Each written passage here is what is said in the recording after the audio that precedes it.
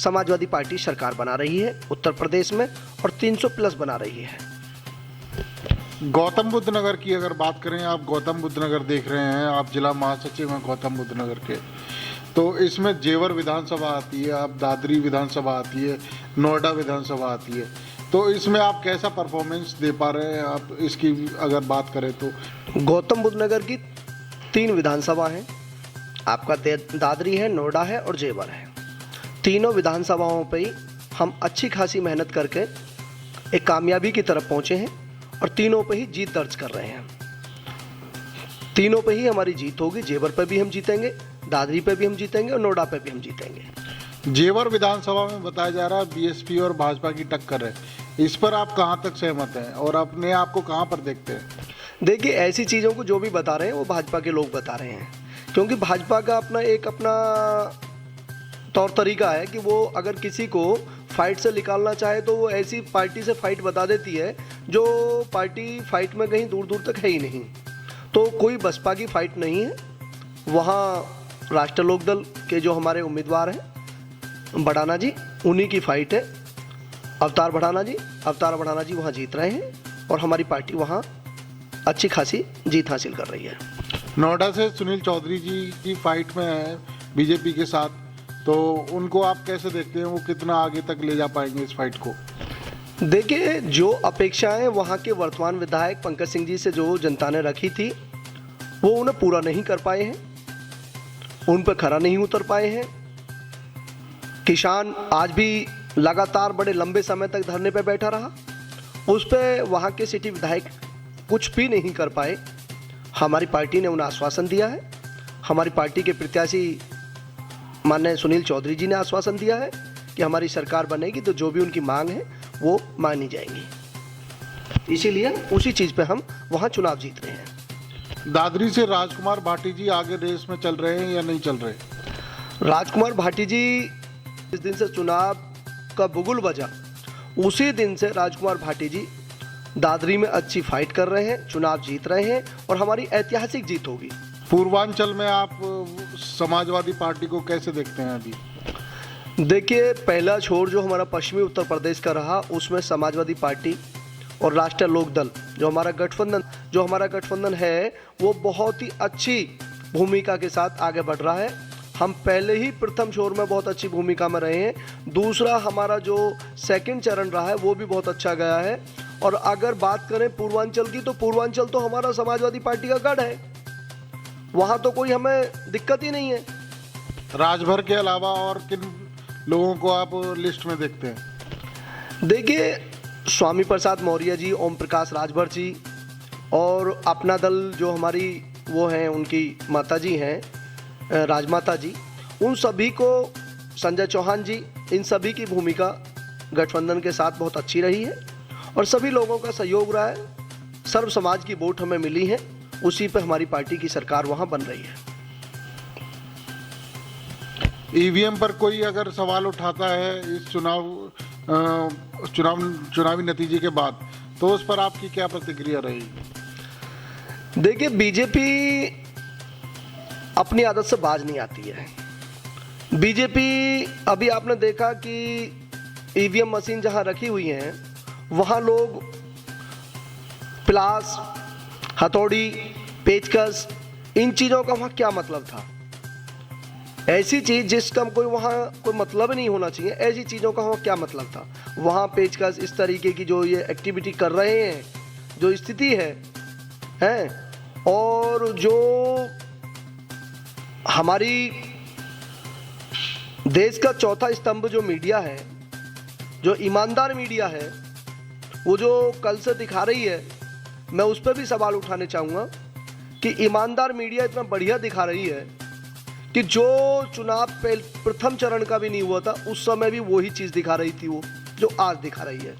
और आज 7 चरण के चुनाव होने के बाद में भी मीडिया वही दिखा रही है जो चुनाव शुरू होने से पहले दिखा रही थी, वो चुनाव खत्म होने के बाद भी वही चीज़ दिखा रही है। जैसे कि वो बीजेपी को तो चुनाव शुरू भी नहीं हुआ था उस समय भी आगे दिखा रही थी और आज भी बीजेपी को आगे दिखा रही है।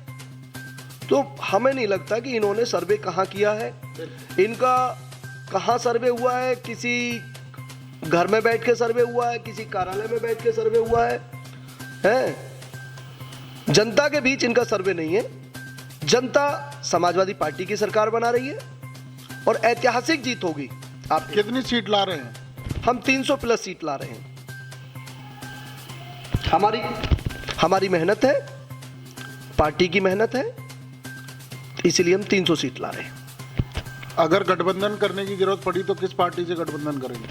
हमें कोई आवश्यकता ही नहीं पड़ेगी। जो सर्वे आया है मीडिया के अंदर, इलेक्ट्रॉनिक मीडिया के अंदर और दूसरे मीडिया के अंदर, जो दिखा रहा है लगातार भारतीय जनता पार्टी की उत्तर प्रदेश के अंदर सरकार बनती हुई दिखाई दे रही है, तो उसके ऊपर उनका क्या रुख रहेगा? तो सर, कि जो मीडिया चौथा स्तंभ दिखा रहा है कल से सर्वे, उसके विषय में हमारा जो चौथा स्तंभ जो मीडिया दिखा रहा है वो वाकई ही बहुत ईमानदार मीडिया है। वो अपना ईमानदारी से काम कर रही है। और जब चुनाव शुरू नहीं हुए थे, जब भी वो यही चीज दिखा रही थी जो आज दिखा रही है 7 चरण के बाद, कि अपना ईमानदारी से जो भी इसका मोदी जी के कहने के अनुसार जो भी अपना दिखा रही है वो आपके सामने है।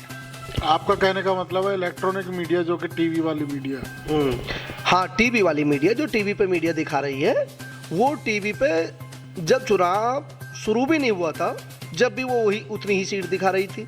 और आज चुनाव संपन्न हो गया है और 7वें चरण का चुनाव होकर ही खत्म हुआ था, उसका भी रिजल्ट दिखा दिया उन्होंने। अब इनका कहाँ सर्वे है, किस तरीके का सर्वे है? मुझे लगता है कि हमारे गांव देहात में तो कहीं इनकी सर्वे टीम पहुंची नहीं है। अब ये सर्वे कर रहे हैं तो कहाँ कर रहे हैं?